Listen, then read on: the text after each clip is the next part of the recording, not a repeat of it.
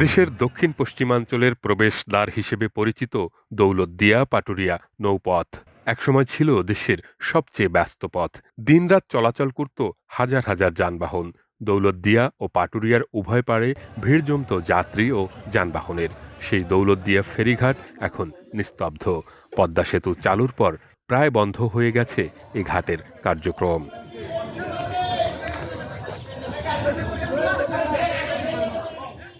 এখানে আগে ছিল ৫ শতাধিক দোকানপাট, চায়ের দোকান, হোটেল, রেস্টুরেন্ট, ওয়ার্কশপ সবই ছিল জমজমাট। এখন অধিকাংশই বন্ধ, লতাপাতা জড়িয়ে পরিত্যক্ত হয়ে গেছে দোকানগুলো।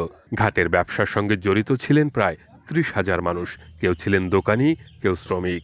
জীবিকা হারিয়ে তারা এখন বেকার। অনেকে পাড়ি জমাচ্ছেন অন্য এলাকায়, কেউ বা জড়িয়ে পড়ছেন অপরাধে প্রবণতায়।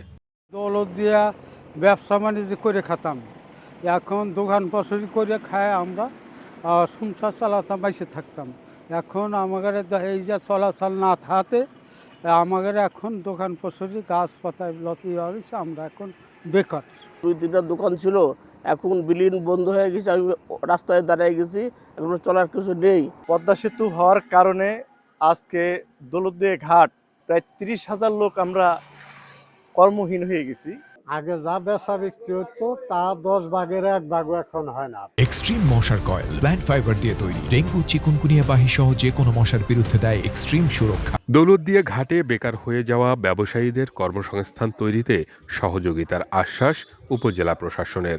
আর আমাদের উপজেলা বা সরকারি দপ্তরগুলোতে যদি কখনো এই কর্মকাণ্ডের ফলে বেকার হয়ে যাওয়া কোনো কেউ যদি যোগাযোগ করে থাকেন, আমরা আমাদের সরকারি যে ধরনের সেবাগুলো আছে, বিভিন্ন কারিগরি প্রশিক্ষণ বলেন বা অন্যান্য যে প্রশিক্ষণ বা ঋণ বিতরণের যে বিষয়গুলো আছে, সেগুলোতে আমরা তাদেরকে অগ্রাধিকার ভিত্তিতে সুযোগ দিয়ে থাকি বা দেওয়ার চেষ্টা করে থাকি।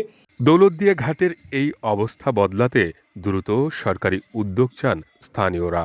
অন্যথায় জীবিকার তাগিদে আরও বেশি মানুষ গা ভাসাবেন অনিশ্চয়তার স্রোতে।